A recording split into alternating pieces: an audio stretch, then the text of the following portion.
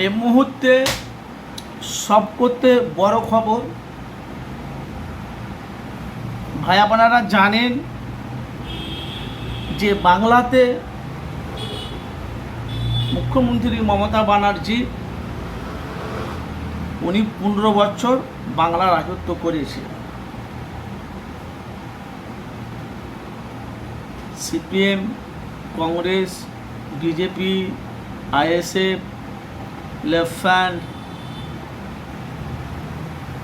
JUP, Janata Unnayan party, উন্নয়ন জনতা party, তৃণমূলের ওপর ক্ষোভ, তৃণমূল দলটাকে সরানোর জন্য, গদিতে বসার জন্য।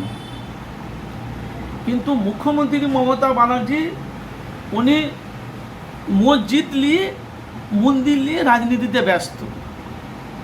তো আমাদের ফুরফুরা শরীফে তোহা সিদ্দিকী চাচা যান বলেছে, মন্দির মসজিদ করলে আমাদের পেট ভরবে।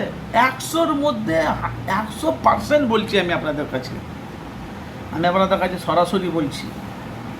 তোহা সিদ্দিকী যেটা বলেছে, তোহা সিদ্দিকী কী করে না করবো আমার জানা দরকার নাই, আর ওটা আমার বলারও দরকার নেই। সত্যটা মানুষের কাছে প্রকাশ হয়, সত্যটা মানুষের কাছে জানা অবশ্যই দরকার। তোহা সিদ্দিকী কী করে ওটা আমার জানা দরকার নেই, সেটা তার পার্সোনাল ব্যাপার। আমি কী করছি না করছি আমার সেটা তার পার্সোনাল ব্যাপার। কিন্তু তোহা সিদ্দিকী যেটা বলেছে একদম 100-এর মধ্যে 100%। রাজনীতি নেতারা মন্দির মসজিদ মাদ্রাসা এই নিয়ে জনগণের সাধারণ মানুষের পেট ভরবে ভাই? মুখ্যমন্ত্রী মমতা ব্যানার্জি 5 বছর 10 বছর দুবার মুখ্যমন্ত্রী হয়েছে। বাংলার মানুষ, জনগণ, সাধারণ মানুষ মমতাকে জিতিয়ে ওনাকে মুখ্যমন্ত্রী বাংলাতে সিএম করেছে। সেই মুখ্যমন্ত্রী বাংলাতে তার প্রকল্প বেশি, কিন্তু আমাদের মুসলমানের জন্য মমতা কিছু করেনি। যা করেছে হিন্দুদের মন্দির নিয়ে উনি ব্যস্ত, ধর্মকে নিয়ে ব্যস্ত। ভাই আপনারা বলে আমি কথাগুলো কি খারাপ বলছি? যে তোহা সিদ্দিকী একদিন তৃণমূলকে সাপোর্ট করতো, ভাই বাংলা পশ্চিমবাংলাতে সিপিএম, কংগ্রেস, তৃণমূল এইসব বিভিন্ন রকম যা দল আছে, যার যেটা চয়েস তাকে সেটা মানে সাপোর্ট করে, সেটা তার পার্সোনাল ব্যাপার। কিন্তু তোহা সিদ্দিকী মমতাকে সাপোর্ট করে, এখনও করে, এখন আর করে যে সেটা বলতে পারবো না। কিন্তু তোহা সিদ্দিকী বলেছিল, সিট যদি পেতে চাও, বাংলায় যদি থাকতে চাও, তোমার দলের মধ্যে কিছু দুর্নীতি, তোলাবাজি কিছু এমএলএ বিধায়ক আছে, তাদেরকে তোমার দল থেকে তুমি ছাঁটাই করো, নাহলে এ বাংলার মানুষ তোমাকে জবাব দেবে। পরিণতি কী হলো? পরিণতি কী হলো? সে মুখ্যমন্ত্রী মমতা ব্যানার্জি 15 বছরই গল্প শেষ। 15 বছর বাংলা রাজত্ব চালালে, পুলিশ ফোর্স, মিলিটারি ফোর্স নিয়ে পেলে নিয়ে বহুত কিছু ঘুরলেও সে গল্প শেষ আর নয়। আর ভোটটা কীভাবে বিজেপি জিতেছে আপনারা সবই জানেন, সেটাও আমার জানার দরকার নেই, বলারও দরকার নেই। কিন্তু বাংলাতে ভাই এই যে নতুন একটা সরকার এসেছে, যে আমাদের শুভেন্দু অধিকারী মুখ্যমন্ত্রী,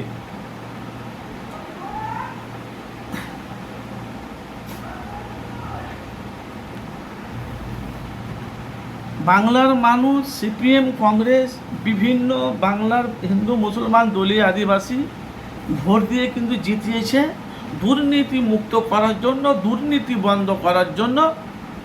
বাংলার মানুষ ভোট দিয়ে জিতিয়েছে শুভেন্দুর অধিকারীকে। ওনাকে মানে বিজেপির খাতাতে মানে কত 200 না 100 কতটা সিট গেছে আপনারা জানেন। মানে বিজেপি সম্পূর্ণ বাংলাতে কিভাবে জিতেছে সেটাও আপনারা জানেন। কিন্তু এখন বাংলাতে ধর্ম নিয়ে বাংলাতে শিল্প চাই, কাজ চাই, চাকরি চাই।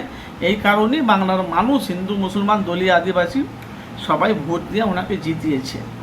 শুভেন্দু অধিকারী বলেছে বাংলায় যে প্রকল্প আছে সেগুলো আমরা দেব, কিন্তু উন্নয়ন থেকে আরও কিছু সংখ্যার টাকা বাড়িয়ে দেবে। ভালো তো? তো বাংলাতে যদি মুখ্যমন্ত্রী শুভেন্দু অধিকারী যদি মানুষের পাশে থেকে যদি কাজ করে, জানবেন এই বাংলাতে এই বিজেপি সরকারটা রয়ে যাবে। যে ধর্মকে নিয়ে যদি রাজনীতি না করে, ধর্মকে নিয়ে যদি রাজনীতি না করে, এই দলটাই থেকে যাবে। আর তার সাথে সাথে আবার আপনাদের কাছে আমি আবার বলি যে পশ্চিম বাংলাতে যে পশ্চিম বাংলাতে যেভাবে এখন বাংলার মানুষ এখন বাংলা ভালোভাবে চালাবে শুভেন্দু অধিকারী বলেছে।